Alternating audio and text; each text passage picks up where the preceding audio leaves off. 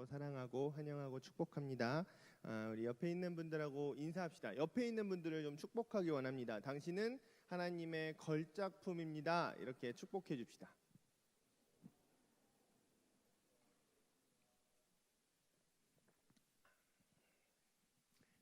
한 번만 더 할까요? 한 번만. 우리는 예수님의 몸입니다. 이렇게 손 이렇게 한번 잡아주시면서 우리는 예수님의 몸입니다. 이렇게 인사합시다. 감사합니다. 오늘 함께 나누실 말씀은 요한복음 1장 19절에서 28절까지 말씀입니다. 요한복음 1장 19절에서 28절까지 말씀 읽으실 때 여기 성경을 보고 읽으시는 분들은 저희는 세례라고 쓰여 있는 성경을 침례라고 읽습니다. 그리고 원래 원어는 침례가 맞아요. 그래서 침례라고 우리 읽도록 하겠습니다. PPT에는 침례라고 되어 있을 겁니다. 우리 전능하신 하나님의 말씀 한 목소리로 합독해 보시도록 하겠습니다. 유대인들이 예루살렘에서 제사장들과 레위인들을 요한에게 보내어 내가 누구냐 물을 때에 요한의 증언이 이러하니라. 요한이 드러내어 말하고 숨기지 아니하니 드러내어 하는 말이 나는 그리스도가 아니라 한데 또 묻되 그러면 누구냐 내가 엘리야냐 이르되 나는 아니라 또 묻되 내가 그 선지자냐 대답하되 아니라 또 말하되 누구냐 우리를 보낸 이들에게 대답하게 하라. 너는 내게 대하여 무엇이라 하느냐 이르되 나는 선지자 이사야의 말과 같이 주의 길을 곧게 하라고 광야에서 외치는 자의 소리로라 하니라. 그들은 바리새인들이 보낸 자라. 또 물어 이르되 내가 만일 그리스도도 아니요 엘리야도 아니요 그 선지자도 아닐진데 어찌하여 침례를 베푸느냐.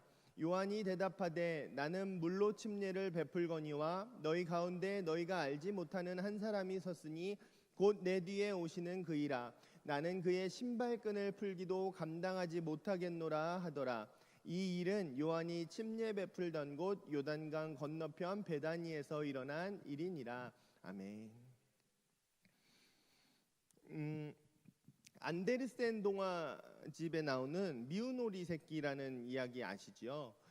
발음이 좀 민망하지만 양해해 주시기 바랍니다. 그러니까 오리들 사이에서 너는 다르게 생겼어, 너는 이상하게 생겼어 이렇게 멸시를 받고 괴롭힘을 당하던 미운 오리 새끼가 나중에는 모든 오리들이 동경했던 아름다운 백조였다는 사실을 깨닫게 되고 백조들과 함께 자유롭게 하늘을 날아다니며 행복하게 살게 되었다는 이야기입니다. 이 이야기의 원래 제목은 어린 백조였대요. 어린 백조. 근데 얘가 백조라는 게 반전이잖아요. 반전이니까 이걸 숨기려고 미운 오리 새끼라는 제목을 붙였다는 거예요. 근데 이게 참 의미가 있는 것 같습니다. 생각해 보시면 신기하게도 나는 똑같은 나예요. 똑같은 나인데 나의 정체성을 오리라고 규정하면 어떻게 됩니까? 나는 이상하게 생기고 다른 오리들과 다르게 생긴 미운 오리 새끼가 돼요. 근데 이 똑같은 내가 백조라고 나의 정체성을 규정하면 아름답고 하늘을 날 수 있는 백조가 되기 위해 준비해 나가는 어린 백조가 되는 겁니다. 사람들에게 이 정체성을 규정하는 문제가 매우 중요합니다. 이 정체성은 나는 누구인가라는 문제죠. 나는 누구인가라는 문제에 대해서 우리가 어떤 답을 내리느냐에 따라서 우리 인생의 질과 방향이 확연히 전혀 달라지게 됩니다. 여러분 혹시 콜라 좋아하시나요? 콜라가 코카콜라는 명실공히 세계 최고의 음료수죠. 청량 음료입니다. 2000년부터 2012년까지 글로벌 100대 브랜드 파워를 조사했을 때 애플이 2위였고 13년 동안 코카콜라가 브랜드 가치 1위였어요. 판매량은 말할 것도 없이 2위와 비교도 안 될 만큼 차이가 나게 1위였었습니다. 그런데 이 코카콜라가요 1870년에 만들어졌는데 그때 처음 만들어졌을 때는 이게 실패작이었어요. 왜냐면 처음 코카콜라를 만들었던 사람은 존 펜버턴이라는 사람인데 약제사였습니다. 이거를 소화제로 개발한 거예요. 그래서 소화제로 만들어서 약국에서 팔았어요. 그랬더니 별 볼 일 없었었던 거죠. 그런데 그 뒤에 이제 아더 캔들러라는 사업가가 이걸 딱 보더니 이거 음료로서는 굉장히 성공할 수 있겠는데라고 확신을 하게 된 거예요. 그래서 판매권을 넘겨받아서 청량 음료로 팔기 시작하자 선풍적인 인기를 끌게 되었죠. 똑같은 음료입니다. 달라진 게 전혀 없어요. 그런데 이 똑같은 음료를 소화제라고 규정하면 이건 별로 효과가 없는 소화제인 거예요. 그런데 이 똑같은 음료수를 상쾌한 청량 음료라고 규정하면 세계에서 최고로 상쾌한 청량감을 주는 음료가 될 수 있다는 거죠. 정체성을 바르게 규정한다는 게 이렇게 중요합니다. 우리도 마찬가지예요. 우리도 역시 나의 정체성을 바르게 정립하고 있어야 정말 나의 가치와 나에게 주신 은사들을 마음껏 펼치며 살아갈 수 있게 되는 겁니다. 사랑하는 여디디아 여러분, 여러분 이 질문에 대답하셔야 됩니다. 나는 누구입니까? 여러분 스스로에게 질문하셔야 돼요. 나는 어떤 사람이고 나는 어떤 일을 할 사람이에요. 나는 어디서 와서 어디로 가고 있나요? 그래서 지금 나는 어느 상태에 어디에 있는 건가요? 이런 질문들은 우리 인생의 질을 완전히 바꿀 수 있기 때문에 굉장히 중요합니다. 여러분 진지하게 고민해 보시고 이것에 대한 자신의 답을 마련하셔야 돼요. 자기의 정체성을 정립하셔야 돼요. 이게 진짜 중요한 질문이다 보니까 우리의 인생의 가치, 우리 생명의 가치를 망가뜨리고 갉아먹기 원하는 놈, 그 나쁜 놈이 있다면 당연히 이것에 대해서 우리가 오해하고 착각하고 잘못 생각하게 만들겠죠. 실제로 그런 전략들을 굉장히 많이 사용합니다. 그래서 그거에 속는 세상 사람들은 어떻게 돼요? 자기가 아름다운 백조인데 그걸 모르고 나는 미운 오리 새끼라고 한탄하고 괴로워하면서 살아가는 거예요. 백조가. 세상에 이런 거짓 메시지를 분별하고 나의 바른 정체성을 정립하는 것은 정말 중요한 일입니다. 여러분 청년의 시절에 이거를 사실은 우리가 이것 때문에 사춘기를 겪는 거잖아요. 그때 정립하면 좋지만 여러분 지금 이 청년의 시대에 나의 정체성을 바르게 정립하셔야 돼요. 그래서 오늘 우리는 본문 말씀을 통해서 우리의 정체성을 망가뜨리려고 세상이 주는 두 가지 거짓말이 있어요. 그 두 가지 거짓 메시지들을 한번 생각해보고 그에 대한 올바른 대답이 뭔지 함께 묵상해 보려고 합니다. 우리 오늘 본문 말씀 19절 말씀만 다시 한번 읽어보겠습니다. 요한복음 1장 19절 말씀입니다. 함께 읽어보겠습니다. 시작.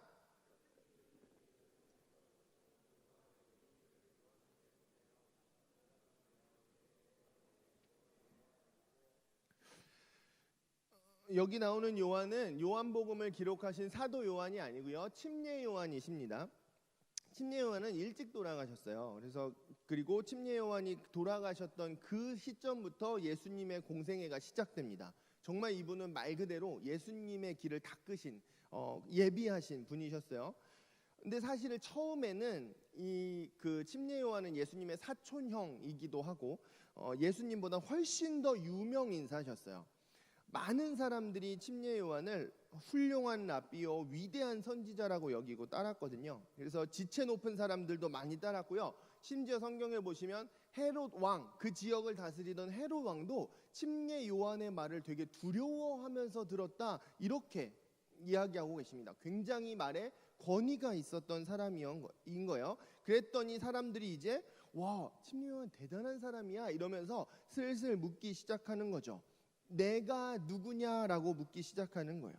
이 말은 다른 누가복음서나 복음서에 보면 내가 민족을 구원할 그 전설의 영웅, 이스라엘 백성들이 수천 년 동안 기다려왔던 그 메시아냐라고 묻는 거예요. 그러자 그 다음 절에 보시면 침례 요한이 나는 그리스도가 아니다, 즉 메시아가 아니다 라고 드러내놓고 말하죠. 그랬더니 사람들이 또 묻습니다.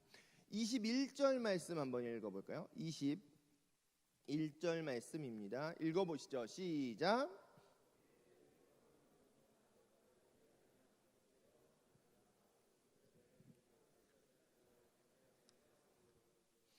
여기서 그 선지자라는 거냐고 묻는 건 무슨 말이냐면 네가 모세의 환상이냐고 묻는, 네가 모세가 환생한 사람이냐고 그렇게 묻는 거예요. 왜냐하면 신명기에 보면 모세가 나중에 나와 같은 선지자가 이스라엘에 일어날 거다 이렇게 예언을 하셔가지고 이스라엘 백성들이 되게 오랫동안 1500년 이상 기다려왔거든요. 그러니까 모세는 이스라엘 사람들이 역사상 최고로 존경했던 최고의 선지자니까 지금 이거는 침례 요한을 굉장히 높게 평가하는 거예요. 굉장히 뭐랄까요, 비행기를 띄우는 겁니다. 그런데 바로 이게 세상이 우리의 정체성에 대해서 주는 첫 번째 거짓 메시지예요. 세상은 우리가 우리 정체성에 대해서 자꾸 교만한 방향으로 오해하도록 거짓 메시지를 던집니다. 우리가 헷갈리도록요. 그래서 내가 그 거짓 메시지 중에 최고의 정점은 뭐냐면 바로 내가 내 인생의 주인이라고 속여요. 내 정체성을 내 인생의 주인이라고 규정시켜 버리는 거예요. 그러니까 이런 거죠. 너는 네 인생은 네 거야. 네 몸은 네 거야. 그러니까 너 하고 싶은 대로 해. 네가 옳다고 생각하는 대로 하고 네가 원하는 것대로 하면 네가 가장 행복해질 수 있어. 이게 요즘 나오는 베스트셀러들, 책들, 자기계발서들에 나오는 모든 책들의 핵심 아닙니까? 이게 세상의 메시지예요. 그런데 여러분 잘 생각해 보십시오. 정말 그런가요? 우리가 전에 나눈 적이 있지만 인생은 내 인생의 주인이 될 수 없어요. 우리의 마음은요, 너무나 자주 잘못된 방향으로 빗나갑니다. 나는 내 인생을 행복하게 만들고 싶지만 그렇게 만들 능력도 없어요. 우리의 시야가 얼마나 좁은지 말씀드렸죠. 그래서 인간이 내가 내 인생의 주인 노릇을 하며 살겠다는 건 마치 뭐와 같다고 말씀드렸어요? 눈을 감고 운전하는 것 같다고 말씀드렸어요. 그래서 내가 내 인생의 주인은 나야 라고 정체성을 규정하고 살아가면, 그러니까 내가 원하는 대로, 내가 하고 싶은 대로, 내가 옳다고 판단하는 대로 살아가면 돼 라고 정체성을 규정하고 살아가신다면 그런 사람들, 그런 인생들은 내 인생을 망치거나 그렇지 않다면 내 주변의 인생을, 사람들의 인생을 망치게 됩니다. 한번 잘 보십시오. 혹시 예외는 있어요? 혹시 이 중에 여기서 딱 운전을 딱 차를 타고 운전을 딱 시작해서 부르릉 해가지고 가가지고 눈을 감고, 요새 막 이제 눈 안마기 같은 거 막 있더라고요. 이렇게 완전히 가려지는 걸 딱 가리고 시동을 걸고 쭉 가가지고 서울에 가셔서 롯데월드타워에 가셔서 눈 감고요. 눈 감고 운전해서 롯데월드타워에 가셔서 지하 6층으로 들어가셔서 거기 주차장 232번 칸에다가 내가 주차까지 딱 하실 수 있는 분이 계시면 여러분 인생의 주인으로 살아가셔도 괜찮아요. 그런데 그런 사람은 아무도 없어요. 대전 IC까지 가기도 전에 차가 다 망가지고 남아나질 않을 거예요. 이 세상이 그런 거예요. 그렇게 눈 감고 인생을 운전해서 가다 보니까 남아나질 않는 거예요. 좌충우돌 사고 나고 망가지고 망가뜨리고, 그렇게 된 게 이 세상의 악과 고통이 가득 찬 모습인 겁니다. 인간은 내 인생의 주인이 될 수가 없어요. 그래서 침례 요한은 이렇게 대답하시죠. 우리 20절 말씀을 다시 한번 읽어봅시다. 20절 말씀입니다. 함께 읽어봅시다. 시작.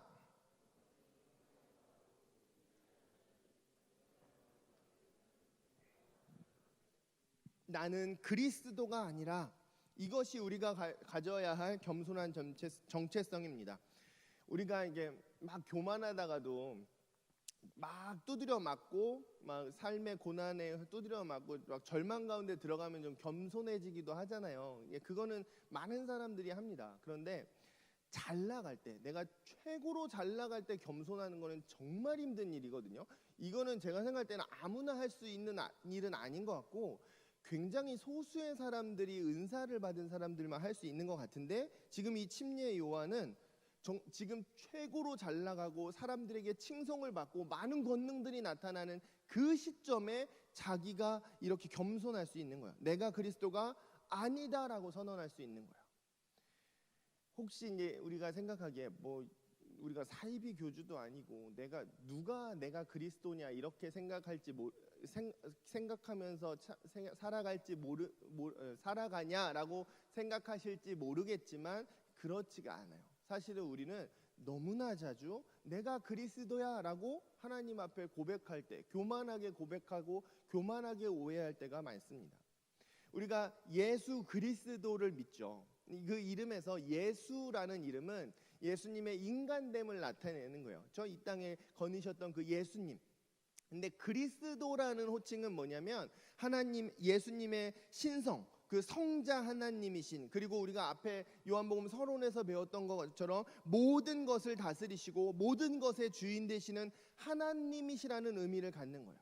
그러니까 나는 그리스도가 아닙니다 라고 고백하는 건 무슨 의미예요? 나는 하나님이 아닙니다 라는 고백이에요. 그래서 나는 내 인생의 주인이 아닙니다, 나는 내 인생의 주인이 될 수가 없습니다 라는 겸손한 인정입니다. 그런데 모든 사람들은, 특히 세상 사람들은 우리를 다스리고 있는 그 강력한 원죄의 경향성, 이걸 벗어날 수 있는 사람이 없는데, 그 원죄의 경향성이 뭐냐면 하나님처럼 되고자 하는 거예요. 창세기 3장에 그렇게 나오거든요. 선악과 사건 때 네가 하나님처럼 될 거다 이렇게 말하거든요. 유혹하거든요. 그 강력한 유혹, 그 강력한 하나님처럼 되고자 하는, 주권자, 주인이 되고자 하는 그 강력한 욕망에 끌리기 때문에 우리들은 너무나 자주 내 인생의 주인이 나인 것처럼 오해하고 살아갑니다. 주인의 자리에 앉아 계신, 보좌에 앉아 계신 예수님을 내 손으로 막 잡아 끌어내리는 것 같아요. 저 역시 그럴 때가 있는 것 같습니다. 그런데 그럴 때마다 우리는 나는 그리스도가 아닙니다, 나는 하나님이 아니니까 나는 내 인생의 주인이 될 수가 없습니다, 오직 예수 그리스도께서만 나의 인생의 주인이십니다 라고 우리가 겸손한 정체성을 되새겨야 합니다. 특히 하나님께서 여러분들을 잘 나가게 하실 때, 사람들에게 칭송받게 하실 때 나는 그리스도가 아닙니다, 나는 그리스도가 아닙니다, 나는 주인이 아닙니다라는 사실을, 이 겸손한 정체성을 항상 되새기셔야 합니다. 그럴 때 우리가 그렇게 하면 내 자존감이 낮아지냐? 그렇지가 않아요. 그 겸손한 정체성이 우리를 진정으로 자유케 하는 거예요. 왜요? 내가 진짜 내가 되게 하는 거예요. 우리는 어떤 거품, 그 허상에 나를 맞출 필요가 없어요. 그 기대에 나를 맞출 필요가 없어요. 그냥 진짜 나로 살아가면 그 가치가 엄청난 거거든요. 그리고 나의 진짜 가치를 발견하게 되는 겁니다. 그래서 우리는 겸손한 정체성, 나는 그리스도가 아닙니다라는 겸손한 정체성을 항상 기억하셔야 됩니다. 그런데 동시에 세상은 이것과 정반대가 되는 메시지들을 우리에게 줘요. 우리의 정체성에 관해서. 그래서 막 우리가 혼란스럽게 하고 우리를 속이고 막 그럽니다. 이게 동전의 양면 같은 거라서 여러분 항상 같이 기억하셔야 됩니다. 25절 말씀 한번 읽어보시죠. 25절 말씀입니다. 함께 읽어보겠습니다. 시작.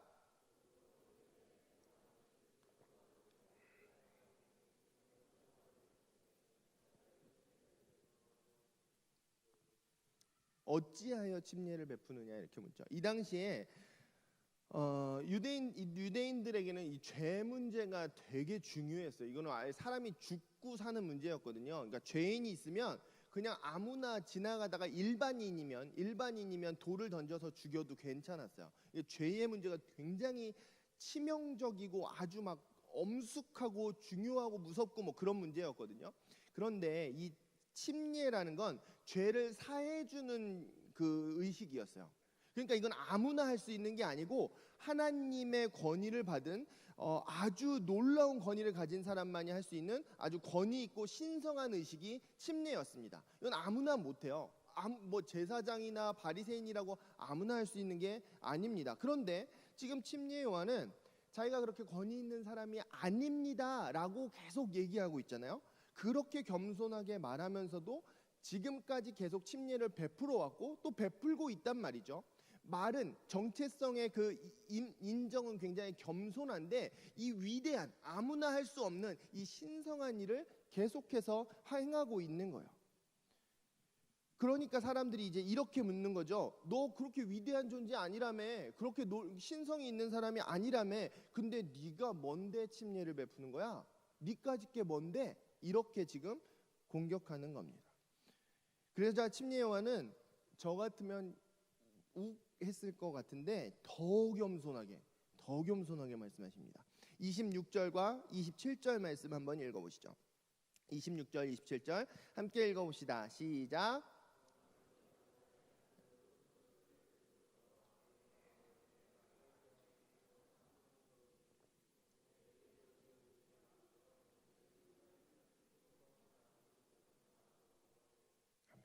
이 겸손한 정체성이었죠. 이것도 우리가 항상 기억하셔야 됩니다. 근데 동시에 침례 요한은 자기의 정체성을 정확하게 이해하고 겸손하게 인정했습니다. 그런데 동시에 그는 하나님의 권위와 능력과 신성을 가진 사람만이 베풀 수 있었던 침례를 베풀었어요. 그래서 우리가 지금 침례 요한이라고 하는 거죠. 사도 요한이 아니라 침례 요한. 이게 침례 요한의 정체성이잖아요. 그 위대한 하나님의 사명에 동참했기 때문에 그 침례라는 사명이 자기의 정체성이 된 거예요. 우리가 가져야 할 정체성은 뭐냐면 우리의 사명을 우리의 정체성으로 가져야 한다는 거예요. 그래서 많은 사람들이 침례 요한에게서 하나님의 권능과 권위를 느끼고 심지어 왕조차 두려워할 정도였던 거죠.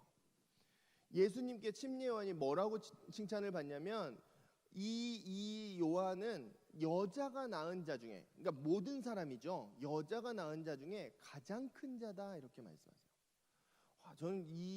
저는 이제 목사니까 이 칭찬이 정말 부러워요. 굉장히 막 심장이 콩닥콩닥 뛰고 저도 그렇게 예수님한테 칭찬받았으면 좋겠어요. 이게 예수님이 나중에 다시 오시잖아요. 그리고 이제 모든 민족을 다 모아놓고 이제 심판을 하실 건데 그때 그 사람들 앞에서 예수님께서 저한테 그렇게 말씀해 주시면 너무 좋을 것 같아요. 여러분 그렇지 않으십니까? 이 칭찬 너무 받고 싶은 그 칭찬을 받은 놀라운 정말 위대한 삶을 살았어요. 어떻게 그렇게 놀라운 삶을 살 수 있었습니까? 자기 자신에 대해서 겸손한 정체성을 가지면서도 동시에 하나님의 위대한 사명에 동참해서 그 위대한 사명을 나의 정체성으로 만들었기 때문에 침례 요한이 이렇게 위대한 삶을 살 수 있었던 거예요. 이 세상의 방법은 우리가 교만한 정체성을 갖든지 아니면 그 반대라면 우리의 정체성을 자존감을 아주 망가뜨려 버리려고 노력해요. 그래서 사람들이 굉장히 혼란스러운 거예요. 온갖 거짓 메시지들이 우리를 세뇌시키고 혼란스럽게 합니다. 그렇지 않아요. 세상에 던지는 메시지들이 뭐예요? 너는 못생겼으니까 오징어야. 너는 성적이 공부를 못하니까 네 인생도 9등급이야. 너는 가난하니까 뭐 집도 절도 가진 것도 없으니까 흙수저야. 이게 뭐예요? 세상이 우리의 정체성에 대해서 주는 거짓 메시지들이에요. 속지 마십시오. 세상의 거짓말입니다. 여러분 한 사람 한 사람이 얼마나 소중하고 귀한 존재인지 아십니까? 여러분들 이 세상에 꼭 필요한 존재들이에요. 여러분이 없었으면 이 세상은 큰일 날 뻔했어요. 왜냐하면 하나님께서 오직 여러분만 하실 수 있는 위대한 일을 이 땅에 만들어 남겨놓으셨거든요. 여러분밖에 할 수 없는 위대한 하나님의 사명이 있습니다.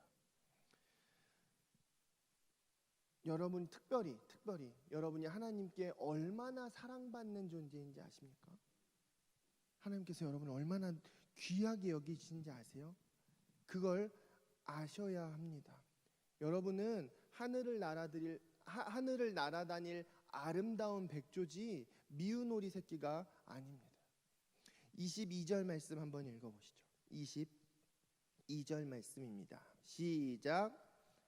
말하되 누구냐? 우리를 보낸 이들에게 대답하게 하라. 너는 내게 대하여 무엇이라 하느냐?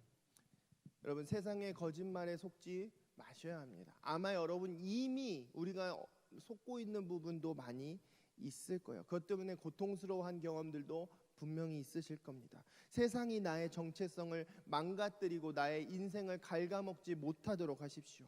그러려면 어떻게 해야 돼요? 지금 이 말씀처럼 우리가 스스로 내 정체성을 바르게 정립하셔야만 합니다.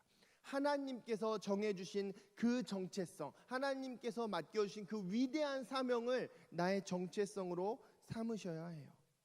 참 신기하게도요, 우리가 전혀 아무 생각도 안 하고 있다가도 갑자기 내 정체성에 대해서 우리가 뭐라고 네이밍을 하죠. 뭐라고 이름을 딱 붙여버려요. 그럼 정말 신기하게도 그렇게 돼요. 내가 막 건강하게 다녔단 말이에요. 근데 어느 날 갑자기 누가 지나가면서 너 뭐 얼굴이 안 좋네? 너 뭐 몸 어디가 안 좋은 거 아니야? 라고 딱 이름을 붙여버리잖아요. 자꾸 그렇게 아픈 거예요. 거기가 이상하게 아프게 되는 것 같은 거예요. 이게 뭐냐면 정체성의 힘이에요. 네이밍의 힘입니다. 우리 모두는 흙수저 아니에요. 인간적인 눈으로 보면 흙수저지만 흙수저 아니에요. 루저 아니에요. 오징어 아니에요. 인간적인 눈으로 보면 그럴 수도 있겠지만 그렇지 않아요. 인터넷에 보니까 여러분을 못생긴 사람이라고 생각하지 마십시오, 이런 짤이 있더라고요. 아름다운 오징어라고 생각하십시오, 이런 짤이 있더라고요. 저한테 좀 해당되는 말인데, 아니에요. 여러분, 아름다운 오징어 아니에요. 너무 아름답고 소중한 사람입니다. 하나님의 걸작품이에요. 우리가 아까 축복한 것처럼 여러분, 하나님 최고의 걸작품입니다. 그렇게 우리를 네이밍 하셔야 돼요. 여러분은 하나님께서 이 땅 가운데 하고 계신 그 위대한 일, 그 놀라운 일을 이루려고 이 땅에 보내셨고요. 태어나면서부터 지금까지 온갖 방법을 사용하셔서, 그리고 또 좀 애지중지하면서, 그리고 지극정성으로 한순간 한순간 지켜오시고 훈련시켜 오시고 인도해 오신 하나님의 자녀들입니다. 하나님의 일을 할, 하나님의 위대한 사명을 감당할 믿음의 영웅들이에요. 요새 어벤져스 유행하죠. 영웅들이에요. 여러분들이야말로, 우리야말로 믿음의 영웅들입니다. 하나님께서 오직 여러분만 감당할 수 있는 일을, 그 위대한 일을 이 땅 가운데 준비해 두셨어요. 어떤 위대한 일이요?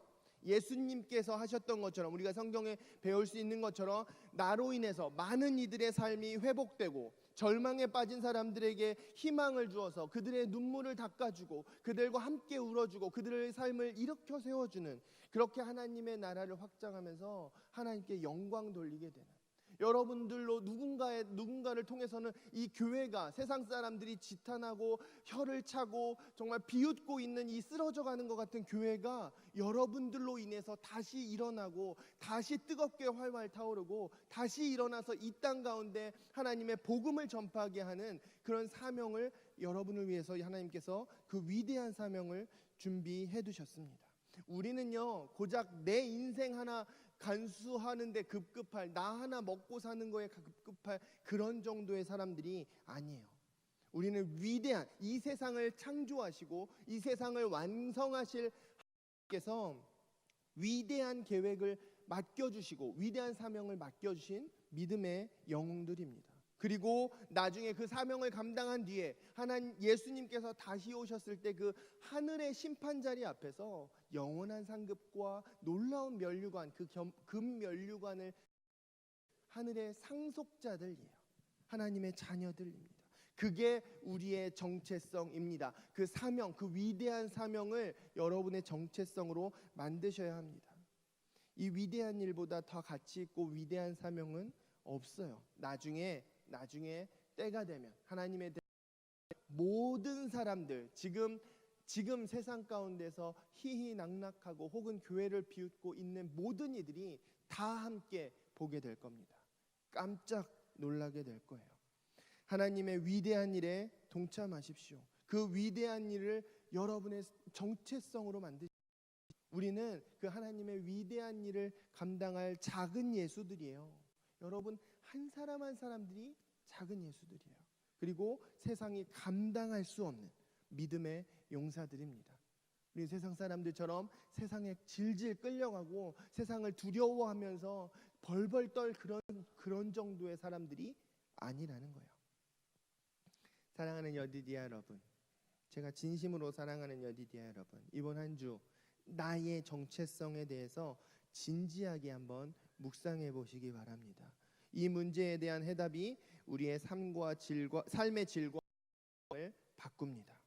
내가 내 인생의 주인이 아니라라는, 나는 그리스도가 아니라라는 겸손한 정체성과 동시에 우리가 하나님의 위대한 일, 그 위대한 사명 때문에 사명을 감당하게 하기 위하여서 이 땅에 보냄받았다는 그 사명의 정체성으로 여러분의 진정한 정체성, 세상이 주는 거짓 정체성에 멍들지 말고 아파하지 말고 우리 진짜 정체성을 찾아서 백조처럼 하늘로 날아오르는, 멋지게 날아오르는 믿음의 영웅들 되시길, 그런 우리 여디디아와 여러분 우리 예수님의 이름으로 축원합니다. 이제 함께 기도하시겠습니다. 혹시 이곳 가운데 나의 낮은 자존감 때문에, 정체성의 문제 때문에 고민하고 계신 분들, 아파하고 계신 분들 있다면 주신 말씀 붙잡고, 주님, 저의 정체성을 다시 한번 새롭게 해 주십시오. 저는 그리스도가 아니지만 그리스도의 위대한 일에 참여할 자입니다. 그 정체성을 이 시간 확고하게 정립할 수 있도록 성령님 저에게 말씀하여 주십시오. 주신 말씀 붙잡고 함께 기도하며 나아가도록 하겠습니다. 기도합니다. 전하신 하나님, 사랑이 많으신 주님, 이 시간 우리 사랑하는 여디디아 지체들, 이곳 가운데 나온 당신의 자녀들, 존귀하신 예수님의 이름으로 축복하며 기도하오니 주님의 은혜와 성령의 속삭임으로, 성령의 감동하심으로 한 사람 한 사람들에게 이 시간 친히 말씀하여 주시고 주시옵소서. 특별히 혹시 나의 정체성 때문에 여러 어려움을 겪고 있거나 갈 길을 잃은 채 아파하고 있는 영혼들이 있다면 하나님 이 시간 친히 말씀하여 주시고, 그 섬세한 그 세밀한 음성으로 말씀하여 주셔서, 나는 그리스도가 아니지만, 그래도 내 인생의 주인이 될 수 없지만 아버지 하나님의 위대한 일에 동참하기 위하여서 우리를 이 땅에 보내셨고 지금까지 준비시켜 오셨고, 마침내 주님의 때에 하나님의 위대한 일을 감당해야 하게 하실 것이라는 그 주님의 바른 정체성을 이 시간 10년 가운데 확증하고 확실히 성령 하나님 역사하여 주시옵소서. 우리의 마음과 생각을 하나님 역사하여 주시고 만져주시고 새롭게 하여 주셔서 우리의 마음, 무너진 마음을 일으켜 주시고 우리의 깨어진 생각의 구조들을 다시 한번 새롭게 정립하여 주셔서 정말 겸손하지만 위대한 사명의 정체성으로 이 세상 가운데 믿음의 영웅들로 정말 작은 예수로 살아갈 수 있는 아버지 하나님의 자녀들 될 수 있도록 역사하여 주옵소서. 특별히 하나님 이 시간 중보하기 원하는 것은 나의 낮은 자존감으로 인하여서 아파하고 고통받고 신음하고 있는 우리 사랑하는 지체들이 있다면, 그 거짓말들 때문에 내가 정말 아무것도 아닌 것 같고, 나는 정말 생명의 가치가 없는 것 같고, 내 인생은 아무런 의미가 없는 것 같아 고민하고 있었던, 아파하고 있었던 우리 사랑하는 지체들이 있다면 주님 이 시간 주님의 능력으로 위로하여 주시고 주님의 진리로 새롭게 세워 하나님 그 모든 거짓말로부터 자유케 하시고 우리가 진정으로 하늘로 날아오를 수 있는 아름다운 행주였다는 사실을 다시 한번 감격하고 감사하며 주님의 구원에 찬양하며 정말 기뻐 뛰며 외양간에서 나온 소처럼 될 수 있는 당신의 자녀들로 우리에게 힘주시고 우리를 새롭게 세워 주시옵소서. 오직 여호와를 앙망하는 자는 지치지 않고 헛기지 아니하여서 독수리처럼 날개쳐 올라갈 것이라 말씀하여 주셨으니 아버지 하나님 그 힘으로 주님께서 주신 그 정체성에 나의 정체성의 힘으로 독수리와 같이 여호와를 앙망하며 날아올 수 있도록 역사하여 주시고 인도하여 주시옵소서. 주님의 은혜를 간절히 구합니다. 역사하여 주시고 위로하여 주시고 인도하여 주시옵소서. 이 시간 주신 말씀을 묵상하면서 같이 기도하실 분들은 기도하시고 함께 기도하고 함께 찬양하도록 하겠습니다. 난 지극히 작은 자, 지극히 작은 자, 죄인 중에 괴수, 우익한 날 부르셔서 간절한 기대와 소망 부끄럽지 않게 십자가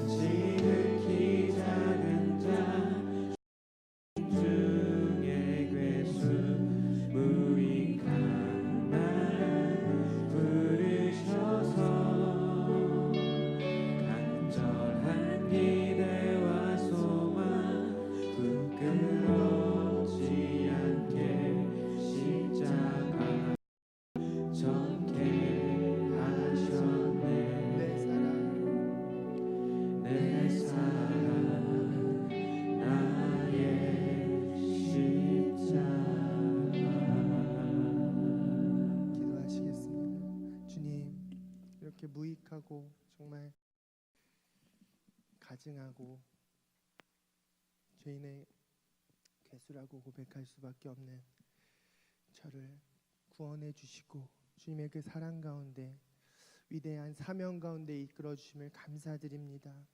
이곳 가운데 나의 정체성의 문제로 고민하고 아파하고 신음하고 있는 우리 사랑하는 지체들이 있다면 이 시간 만나 주시고 역사하여 주셔서 우리는 지극히 작은 자일 수밖에 없지만 죄인이지만 주님께서 그 놀랍고 위대한 사명을 감당하게 하셨다는 것, 우리로 희망을 얻을 그 많은 사람들과 우리 여디디아를 통해서 이 한국교회가 일어날 그 소망과 기대들을 이 시간 보게 하여 주시고 희망을 갖게 하여 주시옵소서. 그리하여서 주님께서 맡겨주신 그 위대한 사명이 우리의 정체성이 되는 그날까지 주님께 순종하며 이 세상 가운데 세상의 빛과 소금으로 살아갈 수 있도록 주님 우리를 힘주시고 변화시켜 주시옵소서. 이제는 우리 주 예수 그리스도의 구원하신 은혜와 아버지 하나님의 사랑과 성령의 교통하심이 나의 정체성을 바르게 정립하고 세상의 거짓말에 속지 아니하며 나의 연약함에 쓰러지지 않고 하나님의 위대에 동참하길 원하는 우리 모든 여디디아 지체들과 대응의 성도들 위해 이제부터 영원까지 함께 하시옵기를 간절히 축원하옵나이다.